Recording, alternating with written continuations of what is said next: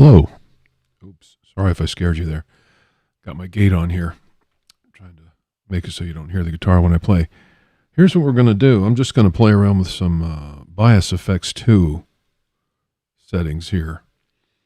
Mainly a really high gain distortion setting. Okay, this is too loud. Check 1, 2. This is still too loud. Going to have to go ahead and turn that down some more. 1, 2, 3, 1, 2. There you go. Okay, I'm going to. This is just going to be a look at kind of a.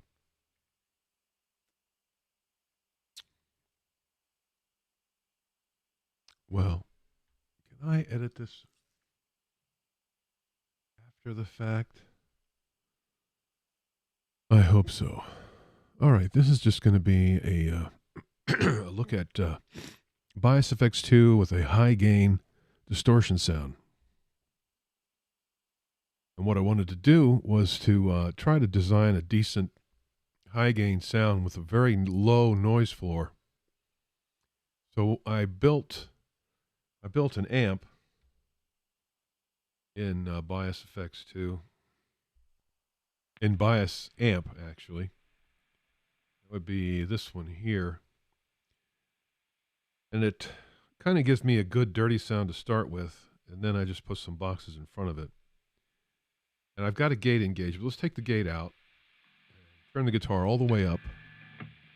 So this is the full noise level. And the way it sounds is like this.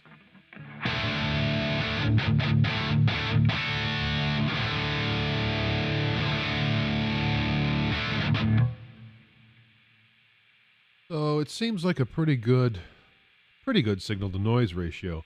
I don't have, I do have an effect. Here, let's take that out. Okay, now we're just straight preamp and post effects, but no gain preamps.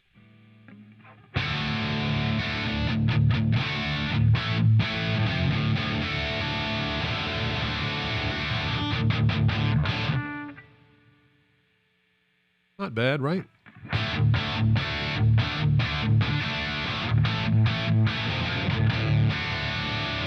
Oh yeah, I got inspired to go back to Bias Effects because I was watching all these new what's the new thing? Neural networks. Helix. Is it the Helix? Anyway, you know the new thing that everybody. It's like $1,600.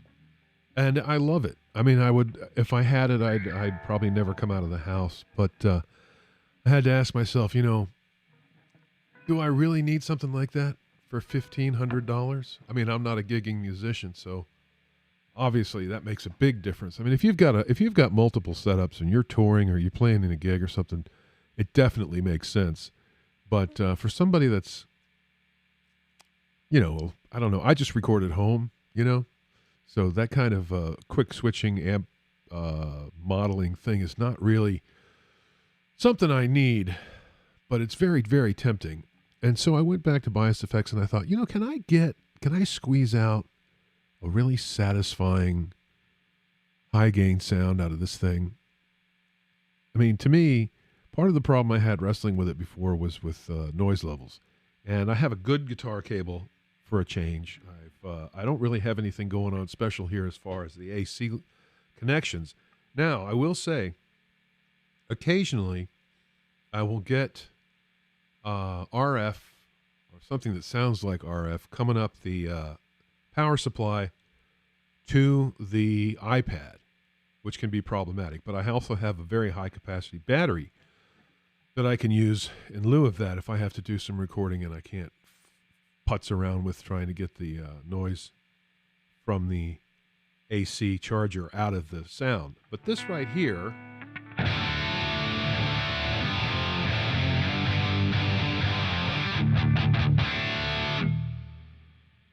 sounds like a livable noise level. If I put the gate in, and I have this gate engaged, this is probably my favorite one. I just put the threshold all the way down. Sensitivity you can kind of play with if you don't want it to let through every little thing. Release I don't mess with. I'm using reduction. So let's say, you're trying to play a quiet passage.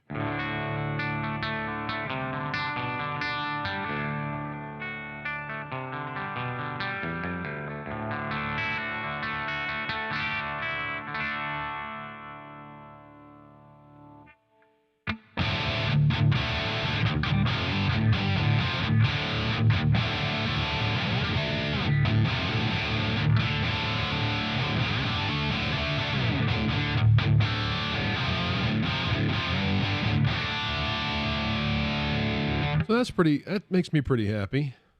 And now it's dead quiet when you got that little bit of gating going on there. So to me, this is a satisfying experience.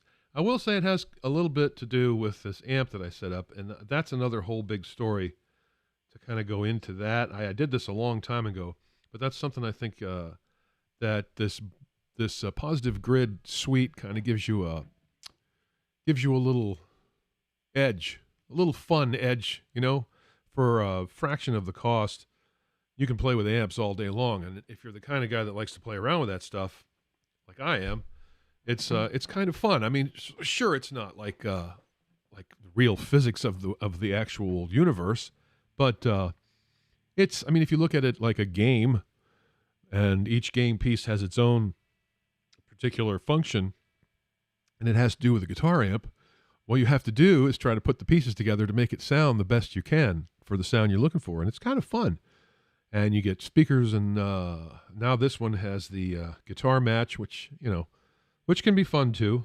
Haven't really played with it very much, so it gave me a little boost to feel good about this again. I mean, I could pick on the program, the app, the programming a little bit. They have certain things that just always seem to be a last on their list of things to fix up. The connection to Dropbox is a little flaky. The way you save files, save your presets, I prefer when I want to save, I prefer a straight save that brings up the current name, and then I can just append a different prefix or suffix to it and save it. This, you have to either overwrite it, losing it, or save as new, in which case it comes up completely blank, and you got to, rename the thing. You also have to do that when you send it to the cloud, and the cloud is iffy too. This was part of a dual setup for a dirty and a clean sound, and the thing just wouldn't accept. He said something about the string is too long to accept or something, so I couldn't upload it. And that kind of stuff just rarely gets dealt with, unfortunately. But other than that, and at this price point, I think you got quite a nice setup here. I could run through some of these stomp boxes for you. The idea here is with these things for me is to generally color a dirty sound. These aren't going to be tremendously different from one to another. But for me, I just, it gives them all a different character, and that's fun for me. So if you're interested in that, let's have a look. Sometimes I'll use a boost as a cut, as an input level cut also, to get like a clean sound. Thought I had that on one of these. Maybe not. But I do that sometimes anyway. So let's just listen to some of these. If you have this, you'll be familiar with these pedals.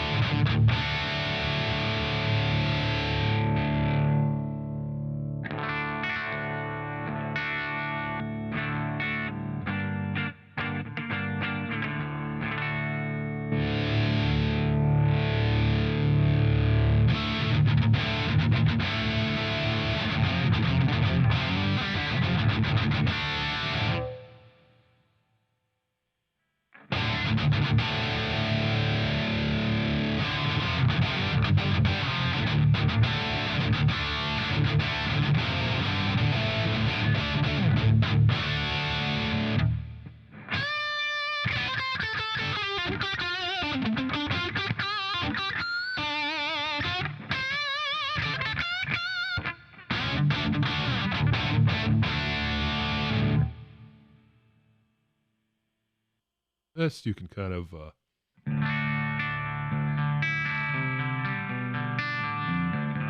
again for that clean sound.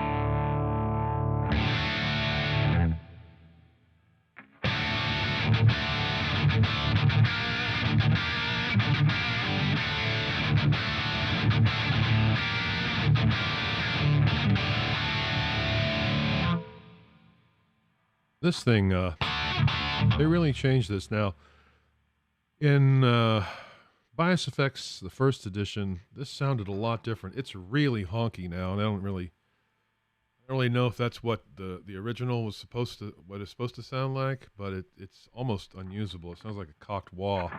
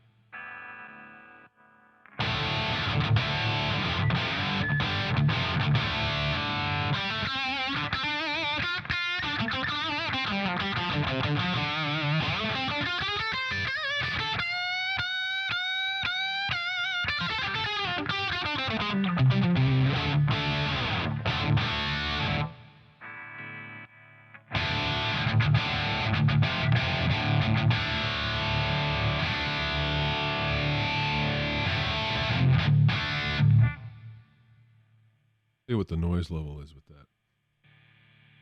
Still not bad.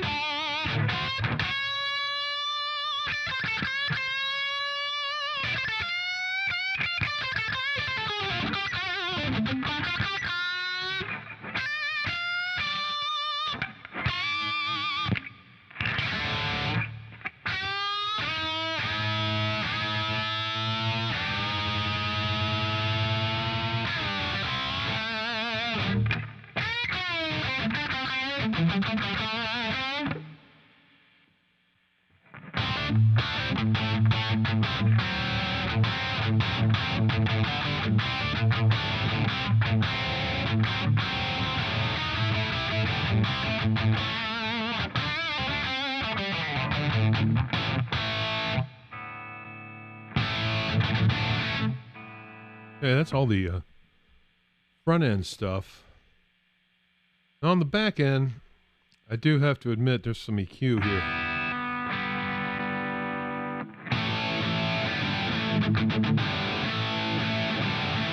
That's without any EQ. Well, that's without the first EQ. There is EQ here as well, just a tid.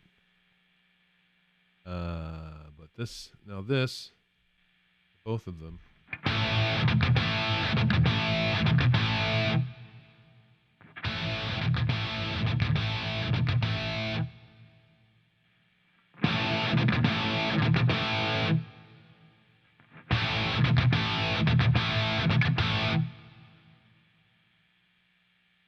And just a little reverb, no compression. I have this, I have a real short, this is something I do pretty much with every guitar sound.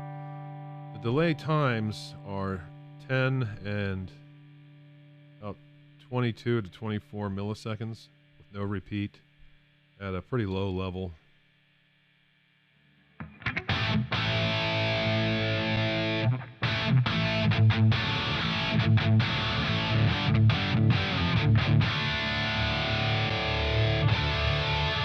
Sorry, wait.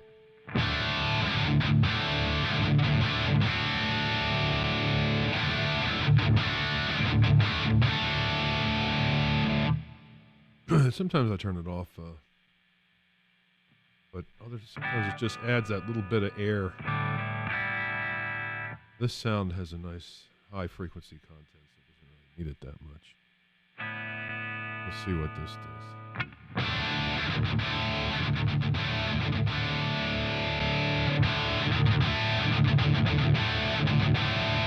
Yeah, it takes away the dynamics. Might be good for soloing, but not for. So that's just a run through. I think I think I'm going to hold on to my Positive Grid BiasFX. Oh, while I'm here with you, if you're interested, I've been playing around with this too. This is MixBox. Oh, let's see. Conflict of frequency. Let's see if I can fix it. I can't change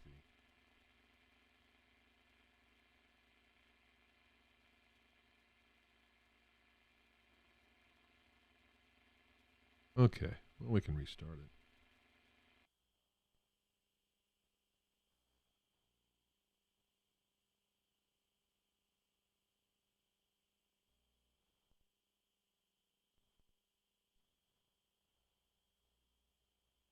always the ads. Always the ads.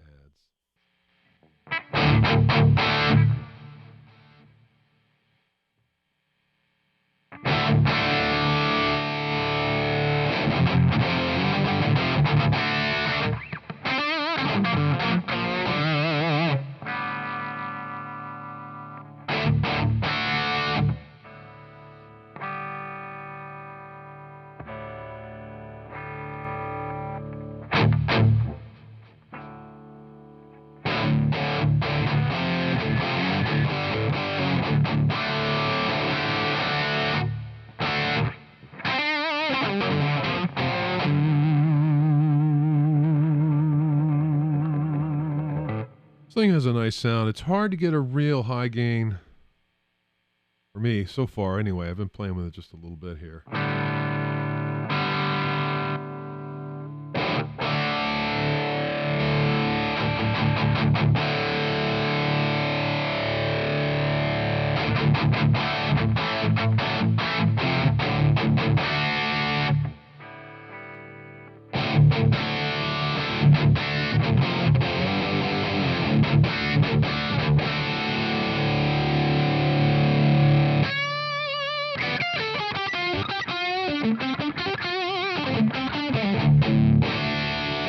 Pretty good though.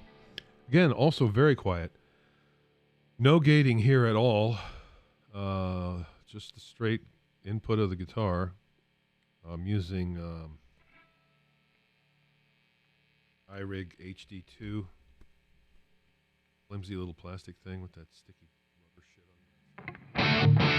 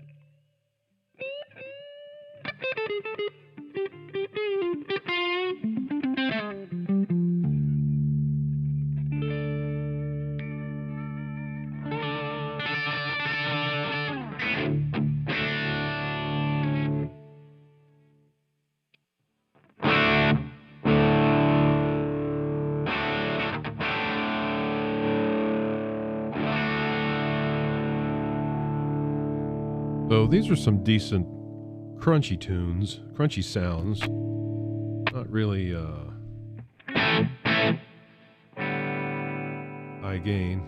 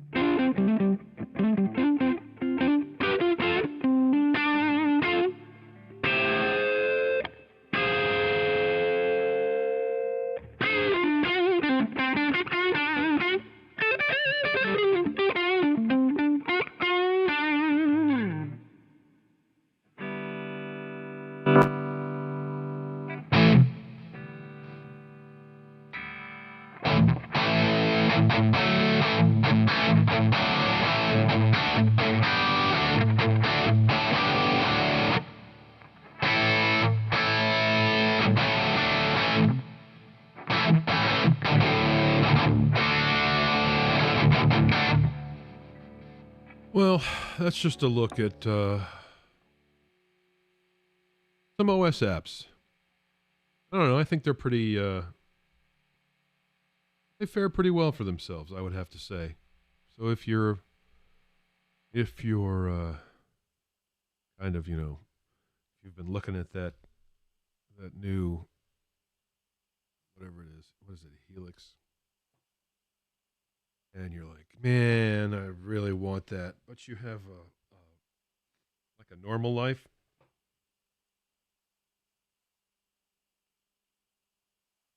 where that much money fit into your budget. Spend some time with your apps. I mean, you need a decent device, an input device. This IK Multimedia thing is a little plasticky and stuff, and it's a little overpriced. It does have a lot of headroom, and it's quiet. But one thing, the output for the headphones is very weak, and it distorts. And I would advise you don't use it. And what I do is I plug it into the iPad and start the program, start the app, and then after the app is started, I plug into the speaker out. This is a 24-bit output too, as I understand it. I mean, that's if the rest of it is dealing in the same domain. So it's not like the analog output is inferior. In fact, in this case, it's superior. So if you have one of these HD2s and you're finding that there's a distortion in there that's not part of your signal, your original signal, that's coming from that headphone amp. It's not very strong. So use the output of the iPad. So we've just burned some time here. Let's see. Am I still recording? Oh, I think so. Anyway, thanks. I appreciate it. Like and subscribe if you're into that kind of thing. And I'll catch you on the next go around. Thank you.